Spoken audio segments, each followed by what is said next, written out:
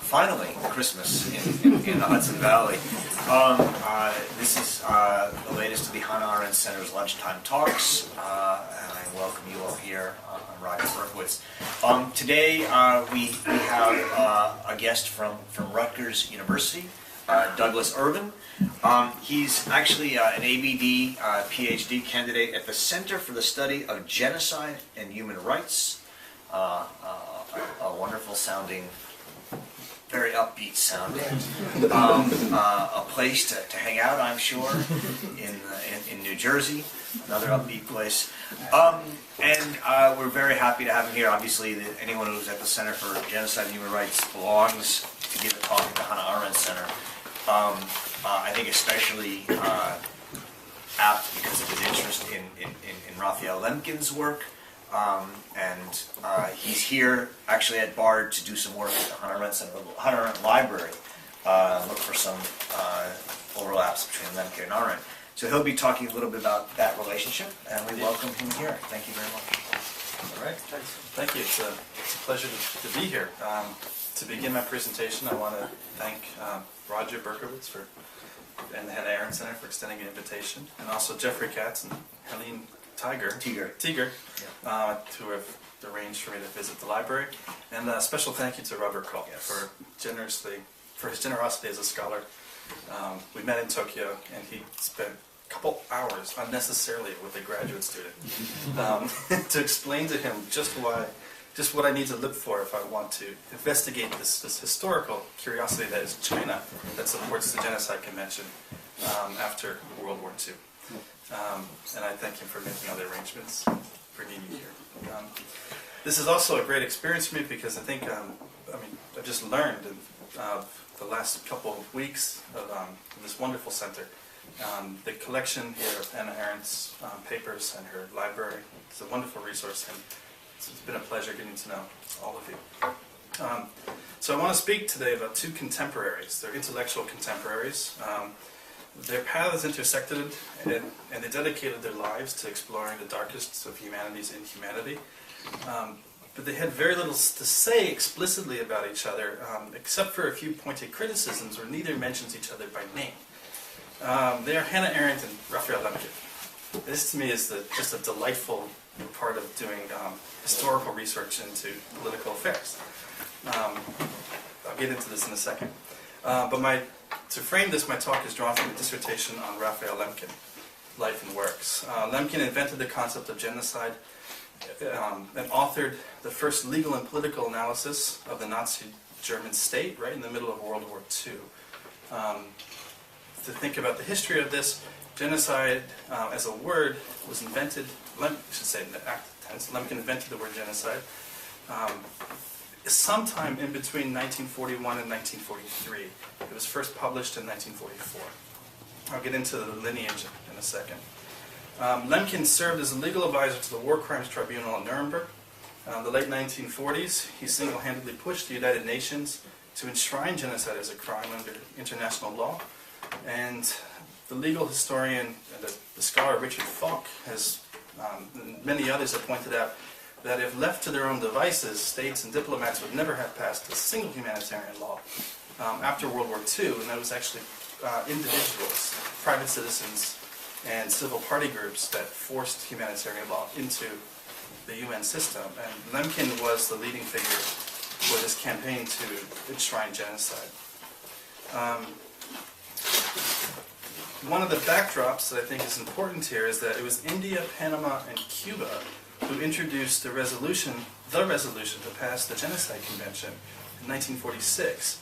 India was a British colony and was using their membership in the UN to try and force the London government to grant the rights of British citizenship to all people living within the British Empire, regardless of whether they're Indians or South Africans or whatever. India's support of the Genocide Convention was backed by all formerly colonized members of the UN, except for a few in Latin America, and totally opposed by all the former colonial powers. The U.S. wanted nothing to do with this. There's Frank Chalk is a scholar, historian in the University of Montreal, who's looking for in the Canadian archives for memos that he knows exist saying that Canada, where the diplomats were saying that Canada would be guilty of genocide if the Genocide Convention passed. New Zealand explicitly said, we will be guilty of genocide if this passes because of our treatment of Aborigines. What happened is a diplomatic battle ensued to redefine genocide, which produced our current UN law. I'll get to these definitions as I proceed. But the point is that the US and the English idea and the French idea of what international law should be won the day between 1946 and 1948. The ideas coming from around the world about what humanitarian law should be were silenced. And these were ideas that Lemkin tapped into and attempted to articulate, very much so. In this fantastic twist of historical irony, since everybody beats up on China now, rightfully so, with their respect for humanitarianism, China actually stood by India supporting humanitarian law in 1946. And this is where Professor Robert Koch has been so helpful to me. So, on to Lemkin and Arendt. So, December 9th, 1948, the UN adopts this humanitarian treaty, the Convention for the Prevention and Punishment of the Crime of Genocide. It's the first humanitarian treaty in the UN. It's Lemkin's landmark accomplishment. The Convention marked the beginning of a new system of legal norms and humanitarian norms that concretized the principle that states could be guilty of crimes against people, and that groups could have legal protection, and that leaders could be held responsible. In this sense, it follows up from Nuremberg. The Genocide Convention laid the groundwork necessary for the current international transitional justice regimes, tribunals from the International Criminal Courts, and UN-backed tribunals in Rwanda and Cambodia, to domestic courts in Spain, which have revived Lemkin's original definitions of genocide and claimed universal jurisdictions to try leaders of foreign states of genocide that were committed around the world in other countries. The word genocide has also taken on a symbolic and moral quality as the crime of crimes, the darkest of humanity's inhumanity. And the appellation genocidaire is reserved for the bloodiest and worst of tyrants. Yet for as prominent as the word genocide has become, Lemkin himself remains a forgotten figure in the history of ideas. The law he invented lives on and works dynamically, but the Lemkin's name and his ideas have seemed to vanish. I think while it's worth remembering Lemkin for his own sake, this is the goal of my dissertation, the connection between Lemkin and Arendt is impossible for three reasons. And this is what shapes my talk. The first reason, let's spend some time on this. Many scholars now recognize Arendt as the philosopher who provided the ontological and moral grounding for the phenomenon of genocide that Lemkin invented. After all, both define genocide as an attempt to destroy an entire group, and, as such, as an attack on human diversity. However, there's a subtle difference between their views, which hinges on what they believe humanity to be. Let's begin to investigate. While Arendt writes frequently of genocide, she is actually using the word very differently than the way Lemkin used it. One reason why Arendt uses the term differently is because she was a philosopher interested in law, while Lemkin was a lawyer interested in philosophy. Both were towering figures in the history of the 20th century, who concerned themselves with genocide and totalitarianism. But they speak very differently about these things. I'll provide examples in the following. But for now, let's note that Arendt gives outward clues that signal her distaste for Lemkin's ideas. For example, she writes about the, quote, jurist and professional idealist whose genocide convention was not fit for the protection of animals. She writes this in The Origins of Totalitarianism. She's obviously referring to Lemkin. But what could she possibly have meant by this? On the one hand, she is deploring the reality that philosophers don't write the law, but leave it to jurists who are concerned with clear meaning and political expediency more than they're concerned with erudition. On the other hand, we notice her frustration in the sentence by using the word animals, as if the Genocide Convention can't protect individuals, let alone animals. It's such a bad document. Here we get to the heart of the matter.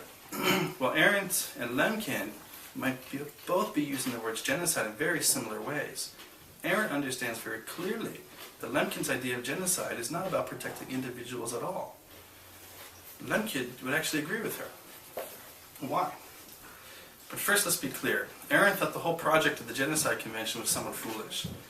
How could a group exist without the individuals who constitute it? Okay. Why protect the group, the social group, while leaving the individuals who constitute the group vulnerable to state terror and mass killing? Why concretize this in law? Sure, it is a nice thing to do, but what was the purpose of that?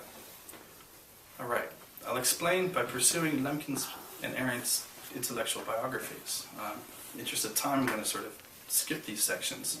But we know here that Lemkin was very influential in Poland. He's a huge jurist. Came to the U.S. in 1941, then taught at Duke. In 1940, before he came to the U.S., he gave a series of very important lectures at Stockholm University, which were on the currency and clearing exchange policies of totalitarian regimes. These lectures are the move where he begins to formulate the idea of genocide. He ended up in Stockholm in 1940 because in 1939, Russia and Germany split Poland and forced him to flee. He had to run because in 1933, at the League of Nations, Lemkin had proposed the crimes of barbarism and vandalism, that they be enshrined into international law. And these crimes, vandalism, outlawed the destruction of cultural works by a state. Barbarism outlawed the destruction of people because of who they were. And he proposed these with, I'll get into this, questions and answers if anybody wants. But is he Jewish? Yes, Lemkin is a Polish Jew. Okay, Yeah. thank you. Yeah. He gets into this by way of his work with a radical, I guess what we'd call radical, maybe avant-garde, groundbreaking is a good word, group of jurists in the League of Nations who are trying to make minority treaties very concrete. And they're using Spanish, 17th century Spanish theologians to make this case. It's a fascinating thing. I can get into this in the questions and answer. But Lemkin then has this moment of fame in 1944 when he invents this concept of genocide, but it's a flash because the Nazi regime had orchestrated for his firing in Poland as a lawyer, had orchestrated his complete dismissal. His ideas of barbarism and vandalism were laughed off the table. How could you hold states guilty of crimes? It's absurd. And then shortly after he passes the Genocide Convention, people in the U.S. don't want to hear this idea because this genocide is something the U.S. is doing against Native Americans and so forth. So Lemkin has 15 minutes in fame. Arendt, of course, has this, locks herself as a canonical figure into the history of ideas. The crux of the matter is that Lemkin never was able to publish any of his works. He left 20,000 pages of unpublished documents, which are in the New York Public Library, the American Jewish Public Library in New York City, and in Cincinnati. And here's where my dissertation is. But anyway, Lemkin's writings touched the pulse of scholarly and general public in the Americas and Europe long before her reporting on the Eichmann trials. Lemkin, on the other hand, right, with this brief flash of fame, was never really able to make his thoughts public. So the world at large would not discover Lemkin's ideas until the early 1990s, when a wave of international criminal tribunals and a new demand for strong international humanitarian law began to wash over the world in the wake of the Cold War. It was only 2 decades ago when the word genocide began to work its way back into the parlance of our times. By that time, the world had begun to notice Lemkin's ideas and speak the words Lemkin invented. But Lemkin was long gone, and the vast body of his work was not available. So international criminal tribunals now have recently explicitly said they wish to return to see what Lemkin had intended. Okay, Lemkin is forgotten. So what's this idea of genocide? All right. So, go back to Stockholm, where Lemkin is giving these lectures at the university. He begins to compile these lectures through access to official Nazi gazettes that the Stockholm University has. And he begins to list the laws and the policies of the Axis powers. He's listing policies such as forced changing of names, things that ban religious practices. He is looking at the way the Nazi state manipulates finance territory to undermine the way of life of a group of people living in such and such province in Austria. He is looking at the way of religious persecution. Not once in Axis rule does he ever mention the mass killings of Jews or the concentration camps. Yet I know that he knows they existed by the time Axis rule in occupied Europe was published. He just did not consider the killing of people to be tantamount to genocide. Killing of people was a technique that genocide could be achieved. But so was the law and culture and so forth. Okay, so let's dig deeper into Lemkin's idea of genocide. Lemkin derived the word genocide from the Greek word genos, meaning a tribe or a race, and the Latin word cide, to kill, and intended the concept to signify a colonial practice of destroying social groups and nations. And here we remember that his previous work had all been on had used so heavily Francisco de Vitoria and the writings of jurists who dissented against the Spanish conquest of the Americas. Simply and elegantly, Lemkin writes that genocide is a coordinated plan of different actions aiming at the destruction of essential foundations of the life of national groups with the aim of annihilating the groups themselves. Genocide had two phases for Lemkin. One, the destruction of the national pattern of the oppressed group. The other, the imposition of the national pattern of the oppressor. The Nazi regime wanted nothing short of the colonization of all occupied Europe with the complete destruction of cultural diversity and the total imposition of Germanness, Lemkin wrote. And this genocide would not only result in the total destruction of entire ways of life, but also lead to the death of countless millions. We note a strong similarity between Lemkin and Arendt in the sense that Arendt linked totalitarianism to European colonialism, and Lemkin links the Axis genocide to European colonialism as well. And both were adamant that the Nazi treatment of Jews was not the only defining moment of the totalitarianism or genocidal moment. But where Arendt's views genocide and totalitarianism to be new things in modernity, Lemkin considers genocide to be an old phenomenon. And remember, in the history of ideas, he's working on this idea long before the outbreak of mass killings. So long before 1940, he made his career as a jurist, working to reform these minority protections treaties with the League of Nations. I'm going to skip a little bit past this in the interest of time. But in addition to this fascination he has of Francisco de Vitoria and Bartolomé de las Casas, Poland in the interwar years had a thriving intelligentsia and an artistic scene, which Lemkin was a part of. His mother was a painter and a poet, and very widely renowned. And Lemkin himself was deeply influenced by German Romanticism, as well as popular anthropologists such as Brando Malinowski, who used the work of these German Romantics to talk about culture as organic wholes.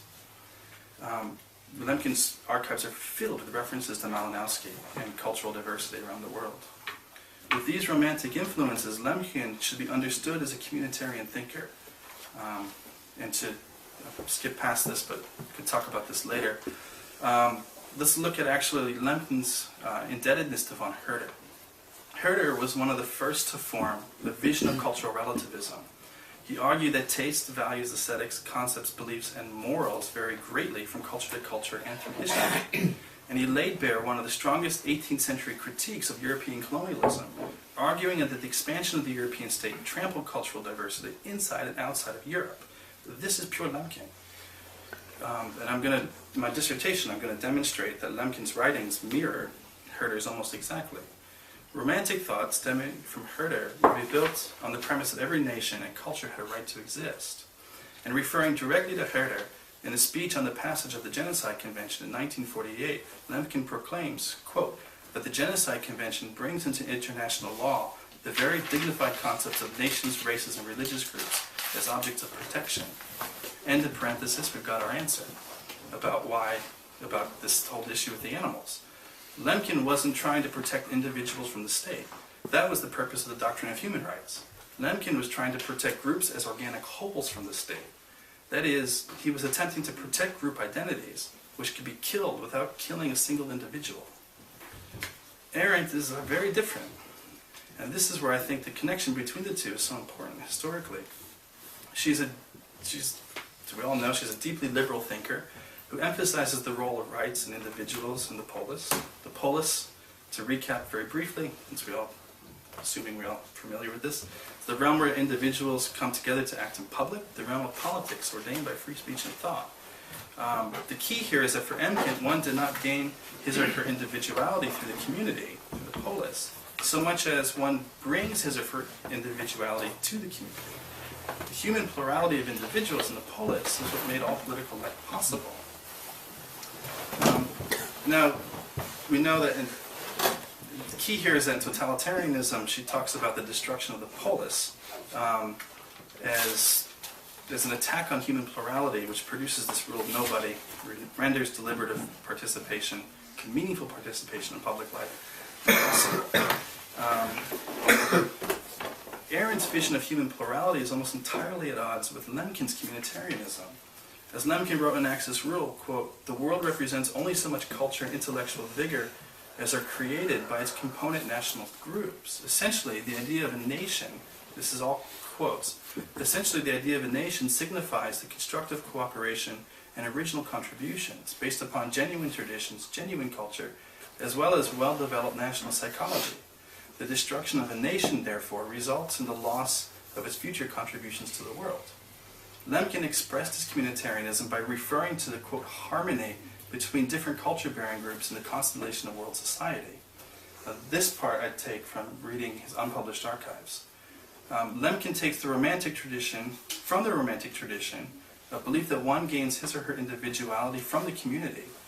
And in Lemkin's vision, communities interact with each other to produce the human cosmos. For Arendt, it is individuals who interact with each other to form the human cosmos.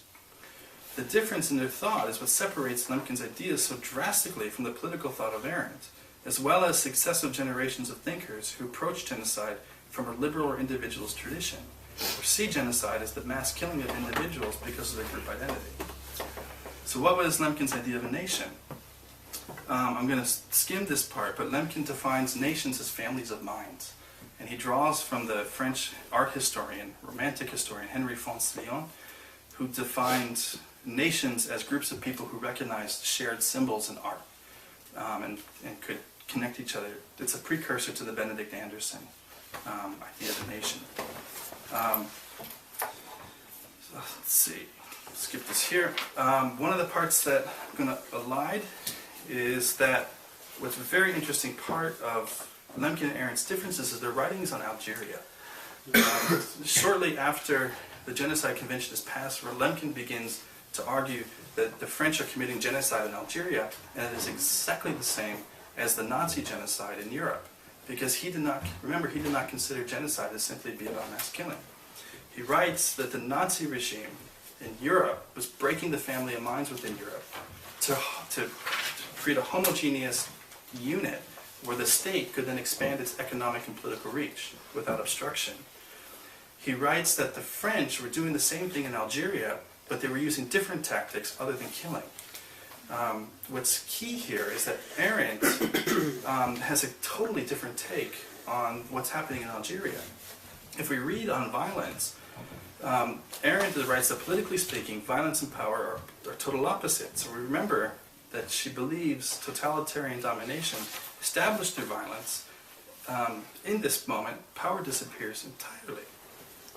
So for Arendt, the French in Algeria were, to their credit, keeping alive the possibility of political change by not turning colonization into totalitarianism through mass death. So they weren't killing people. Therefore, people as individuals had the ability to form new political constellations. So Lemkin, who did not see genocide as synonymous with mass killing, nor intended the definition of genocide to signal the death of genocide to signify the death of individuals, would have had none of this debate. So, I'm kind of skipping this, hope that part is sort of clear. Lemkin believed that he could ground human freedom by protecting cultural diversity under the rubric of liberal international law. This is one of the intellectual curiosities that I just enjoy. The sentiment underpins his address to the American Jewish Congress upon the passage of the Genocide Convention. He tells the Congress, A variety of nations, races, and religious groups represent the great enrichment of our civilization. World culture is like a subtle concerto. It is nourished and gets life from the tone of every instrument. When you destroy one instrument, the harmony is destroyed. That is the reason why the world has been fighting Genghis Khan and Hitler. Because it was felt that brutally imposed national or racial patterns by one nation over a race over an entire world would be the end of civilization. Lemkin's metaphor of a concerto, where each culture-bearing group enriches human civilization, draws on Herder's thought, and he borrows the words directly from the work of the Italian romantic Giuseppe Mazzini. Mazzini writes that each nation plays its own instrument to produce a single harmonious symphony of nations, which constitutes world civilization. Genocide, insofar as it destroyed national diversity and disrupted this symphony, threatened the foundations of the human condition. All right. This leads to my second point, which is a very quick point, and here I wrap up the talk. Today the word genocide invokes images of Auschwitz or mutilated and nameless bodies in Rwanda. But as Lemkin imagined it, genocide was not a violent crime. And here we draw a very stark contrast between Arendt and Lemkin. Indeed, for Lemkin, violence and mass killing could be used to commit genocide, but genocide, remember, could be committed through all sorts of different means in Lemkin's ideas. The law, religious persecution, finance policy, all of these destroyed the national patterns of groups. Genocide was the intentional destruction of groups' collective identities through all of these sorts of mechanisms. Genocide was an attack on cultural diversity. Arendt saw genocide as an attack on cultural diversity too. She just didn't see cultural diversity as the source of human freedom, necessarily. After all, for Lemkin, political formations, the new polis, new groups, new communities are all formed constantly by new collections of individuals. Yes, the only way to destroy the polis is to destroy the individuals who constitute the polis. For Arendt, genocide and totalitarian rule go hand in hand. Both were marked by violence and the breakdown of political formations. Successive generations of liberal scholars and activists share this point exactly. This debate between Lemkin and Arendt can illuminate many current issues in political affairs. Particularly, the movement within the UN to redefine sovereignty as the responsibility to protect people living within state borders. Known as R2P, this movement explicitly harkens back to Lemkin's proposals in the League of Nations in 1933 to redefine sovereignty in a way that protects minorities. But it maintains this liberal belief that it's violence that is the most important part of the crimes that a state can commit. We also note at this point that many UN delegates around the world in 1946 were not convinced, however, that they wanted to follow such a Westphalian liberal model of statehood, believing this to be the troubled legacy of colonial rule. Lemkin's idea of humanitarian law would offer them a way out of this system, because Lemkin would offer a model for saying humanitarianism was about protecting cultural diversity. But it also offered people around the world a chance to oppose the foundations of a system of states that they deeply equated with colonialism. Arendt, in contrast to Lemkin, here follows Karl Jaspers and Eichmann in Jerusalem to argue that the flaw of the Eichmann tribunal was that it claimed to be trying crimes against mankind, but the courts were not sufficiently representative of mankind. Let's parse this a moment in light of what I just said. The position presupposes that liberal international law was capable of representing the interests of a universal mankind. This belief, in turn, presupposes that a universal mankind desired to be represented by liberal international law. That is, mankind as a whole is presupposed to desire a liberal form of law. But our investigation into Lemkin's vision of a non-liberal humanitarian law challenges this view completely. And the popular desire around the world to enact non-liberal forms of law demonstrates clearly that the liberal form of international law that Arendt takes for given in the work at the end of her career especially was historically produced.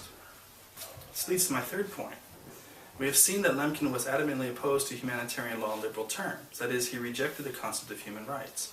He defended his position by saying that liberal rights were more important than protecting individuals, but they could not guarantee human freedom as such. In fact, Lemkin was one of the most vocal and staunch opponents of the UN Declaration of Human Rights during the late 1940s. Same as Arendt, but for different reasons. So this third point is that there are still many people around the world who contest the ability of human rights to guarantee freedoms, but they do so in a way It's very different than the discourse that we get in Western circles. I think reinvigorating this Lemkin and Arendt debate can help inform us on these matters. How much am I doing okay on time? Should I? It's about there. It's about there? All right. You could finish up. All right, I'll do this to finish up here. So we should not forget, this is my concluding paragraph. I'll sum it up this way. Let's not forget that Arendt, while she viewed human plurality as being constituted by individuals coming together through the polis, she did believe genocide was an attack upon diversity as such. She believed, on some level, that the Jews as a group had a distinct experience of the human condition, and the potential loss of this experience would mark the loss of humanity as a whole. For Arendt, the Genocide Convention or the War Crimes Tribunals, however, couldn't ground human freedom, but they could preserve what it meant to be human. This is, she lays this out in Eichmann in Jerusalem. Likewise, but in opposite terms, Lemkin affirmed the importance of the concept of individual rights, but he believed they couldn't ground human freedom, and he recognized that without them, without individual rights, the state would have unlimited rights over the life and well-being of people. So is the Genocide Convention not fit for the protection of animals? Yes, Arendt is right. Nor is it fit for the protection of individuals. It is fit for the protection of cultural identity, designed to enshrine a doctrine of cultural relativity into the rule of liberal law. It is the romantic signature of our age, and when we consider why the Genocide Convention does not work, we should consider this historical evolution of the idea.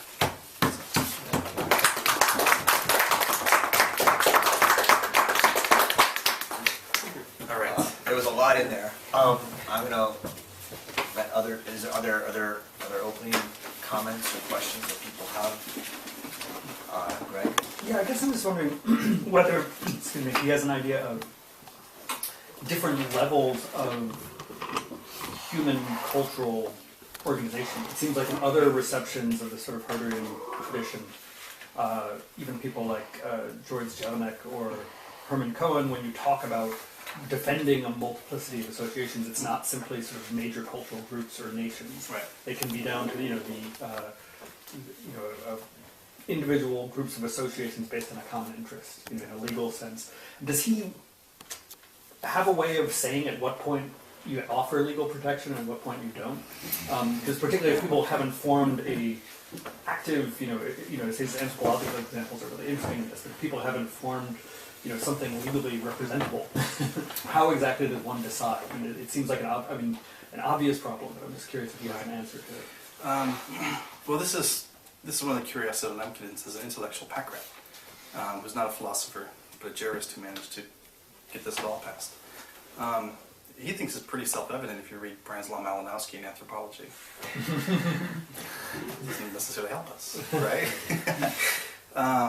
He simply defines, in his unpublished work where he writes about the law, international law, he wants to overthrow much of the Western liberal tradition that comes out of the state system. And part of that means defining the state as potential criminal against people, right? And people in this sense could be any family of minds. That's how he defines it. Mm-hmm. He's not talking about organic nationalism like the Germans, and you're German because you live in the nation state, or you're British because you live in the nation state. And he's talking about multiple nations, quote unquote, families of mind within Germany, within England, trying to figure out how you protect those. Mm-hmm. But I guess then I just wonder, how would you deal with associations ranging from the Naval League to the Fire Corps Couture? You have all these other associations where people claim to have their own version of self-understanding among each other, and I think, to some extent, what I take you as saying is that really what he's saying is he's defending groups against the state. Yeah. Quite at what level you define the group is a different question, but he wants to defend them against, and in that way I can see it being sort of intelligible. When the state is doing something to break up a group. Again, there's an obvious practical problem that I think he's aware of, but it just is an interesting problem. To this discussion, first a question or two. This discussion, first of all, there's an intra-Jewish discussion, about nationalism and the modes of it and so on, which is happening closer to his time and his place than Herder. But more interesting still, especially now in response or in thinking about Greg's question, I'm thinking about the Habsburg, the whole imperial discussion. So there's a whole revival of interest in imperial thought. Dan Diener and people like that have been working on that. And so a lot of this does have Habsburg resonances about nationalities and the social democratic version, Adler and others, of how to handle the nationality issue. And in that context, it also has legal articulations of a kind that it doesn't have the nationalism issue that the German discussions have. So it seems to me that one of the places for the book after the dissertation is finished to look would be Vienna. It would be Vienna, Prague. It would be the discussions, and of course there is also the intra-Russian discussion that's parallel. The whole problem of nationality, and I mean, it doesn't have quite the same advanced intellectual vitality, I suppose, but I think that so I'm curious, partly biographically, whether you see cross-references like that, but then conceptually as well. And of course, Arendt herself has, the Jewish military and so on and so on. I mean, Arendt during the war is not Arendt after the war on this nationality question. So, I mean, that's a different issue. But I think the one about the connection with the Habsburg discussion and the Turkish discussion, I mean, all the empires have this discussion up to here. And so I think that's where the minority protection stuff comes from. And I would think that you would want to keep that link alive somewhere in your thinking about it. Maybe you have it elsewhere, it just doesn't apply it here. It wasn't relevant here. I talk about it in the sense of who Lemkin was before 1940, when the Nazi state forces him out. But that's really, thank you for... It seems like he sort of starts with the Armenian question, right? And that seems like, very much a question of empire and group within the empire. Right. One of the things that's interesting about the Armenia thing, he wrote this as a college paper. Right. Lemkin was fluent in 13 languages by the age of 25, had a PhD already, and by 26 he had written the two most important... Stop it. This is like, I read this guy's life like, oh, what am I doing wrong? Let's say he didn't have standing. I mean, at the age of 26, he had translated the Italian legal code and the Russian legal code into Polish, and written the first criminal analysis of this. And, but one of the things which had fascinated, I just lost the last thing you said. Armenian. Oh, the Armenian in so the Ottoman Empire. Lemkin's college paper is what gets him a job in the League of Nations Lawyers, where he writes that he looks at the courts around us, where individuals are assassinating the leaders of states, but then cases are coming up in domestic courts when assassination occurs. Obviously, the Armenian one fits, and all these juries are exonerating them on charges of insanity. So Lemkin, in his paper, he says, how can it be that you have to render somebody insane for taking revenge, and the state would do, right? The state would take that kind of revenge, but when an individual takes it, so that's So just to follow up on David's question about sources, I mean, is Burke in the story here? I mean, Burke writes thousands of pages about India and Israel and English imperialism in India, basically arguing that Indians have their own culture and liberalism and English hubris, and saying that the Indians need the English to rule them is a destruction of Indian culture. And it's sort of a different romanticism as Herder. I'm wondering if that's, I mean, is Herder his source and not someone like Burke, or? But it fits with the Burke is a huge anti-imperialist. Right? I mean, the conservatives in this area are the anti-imperialists, whereas the liberals are the imperialists. Right. Lemkin I guess maybe I just haven't noticed this. I was telling David as I walked in, part of what makes my job so maddening is that Lemkin never cites anybody. It's 20,000 pages, right? He doesn't intend any of this. I wish I could do that. He doesn't intend for these to be read by the public. He's just writing. And he's such a Herderian that sometimes I get whole passages where he's writing without any punctuation or grammar. Come on, buddy, pull it together and read your own text. So I don't know if he had Burke in mind. But do you know he has Herder in mind? But he definitely has Herder in mind because, number one, he's mentioned Herder's name twice. And then from that clue, I've gone back and been able to look at whole passages of Herder and say, yeah, there it is. I haven't done that before, but that's a great... There's a great book on that, Uday Mehta's book, Liberalism and Empire. I don't know if you know it. Yeah, I just got that from the library. Yeah, it's an amazing book, and it tells that story of a connection in liberalism and empire, and Burke is the conservative opponent to it. Are there other? So, well then let me ask a question. A question that I want to, and part of it is, how sure are you that Arendt has Lemkin in mind in this quote about that you mentioned about animals, right? I mean, the idea that human rights is human rights activists for her are the are like people who are for the Association for the Society of Protection Against Cruelty in Animals is one of her core lines in the origins. And what it really, as far as I understand it, has meant is that human rights folks basically say help, help, help, and there's no grounding for it. There's no sense of why one should help, and it's basically saying instead of people taking care of themselves and resisting and acting on their own, they make a claim to some paternalistic world order, and they act like animals in the sense that, or they act like not animals, they act like people who say, oh, you should help the animals. The animals themselves might fight back. They're better than the human rights activists. And I'm just, and that applies generally to hundreds, if not thousands, of human rights activists, right, around the world at that point, making claims that we should have, with the minority treaties and with human rights, that we should have protected these people. So I'm wondering, what is it specifically about Lemkin's version that makes you think that she's appealing to or describing Lemkin in that instance?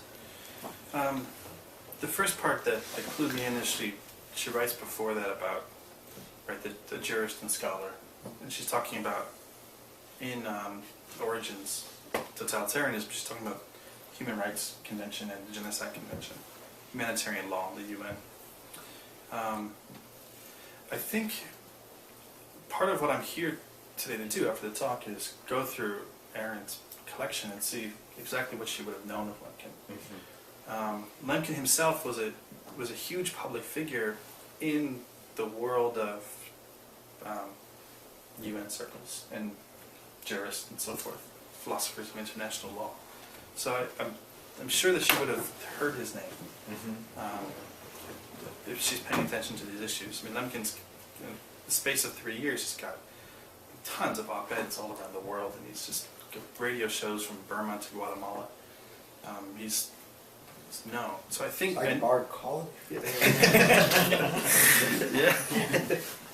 And so Lemkin would have been known by somebody like Arendt. What I don't know is how systematically she knew Lemkin, right? I don't know if she'd actually read Lemkin's one published work in English, which is Axis, Rule in Occupied Europe. And that's part of what I want to see is look at what books she would have had in Genocide, what notes she had, and to see if I can prove that she did know. If I can prove that she did know Lemkin, then I can put this confidently in my dissertation. Although there is still a question of whether that quote about society is prolific animals is referring to Lemkin or is about human rights activists. Human rights activists, right. And is there something particular about Lemkin's version? Got it. And that's the question, and I don't know. Got it. Yeah, I have another sort of genealogical question having to do with legal theory. Again, the anti-state stuff Gierke and so on, the question of whether and how his legal theory, what is connected to these various modes of pluralist legality, which, in this case, the references would be German, and that would be the most influential lines, and the German law versus Roman law stuff, which so it would be worth probing more deeply, not simply into the philosophical grounding of this nation concept or this nationality, but also the question of a legality that can comprehend and bear on those kinds of entities. And there I think you'd have to look, or at least check out, whether there is a connection to that Germanist law current that is, that would be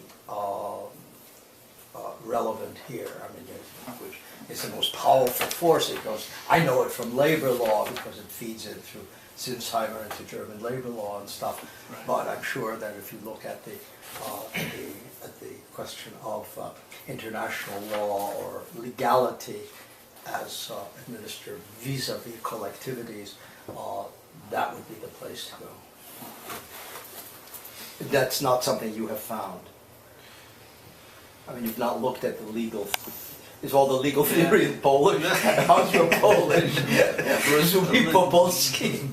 A lot of Lemkin's early writing is all in Polish, Okay. and that has been introduction to Polish classes at Rutgers University.